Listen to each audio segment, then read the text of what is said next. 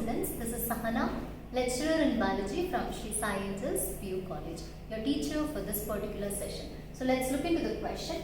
A normal pea plant bearing colored flowers suddenly starts producing white flowers. What could be the possible cause? So according to the question, a normal pea plant bearing colored flowers, that is violet color here, it suddenly starts producing white colored flowers. What could be the possible cause? So we have two possible causes for this particular question. First one, principle of dominance. Second one, mutation. So in garden pea plant, the character follows Mendelian pattern of inheritance. So what is this principle of dominance? In heterozygous condition. So what is heterozygous condition? It's a pair of dissimilar alleles. Now for this particular character, that is flower color, let's assume that there are two alleles and let's represent with letter R, capital R and small r.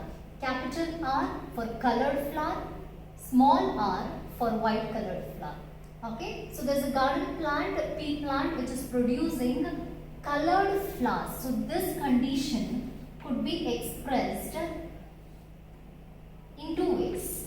That is, it could be homozygous in condition or it could be heterozygous condition.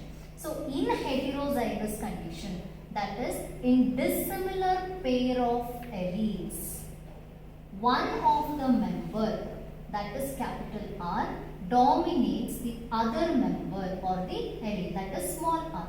So this particular plant, since long time it must have been in this particular heterozygous condition producing the colored flower, and suddenly it must have given rise to this particular zygotic combination with two recessive alleles giving rise to white colored flowers.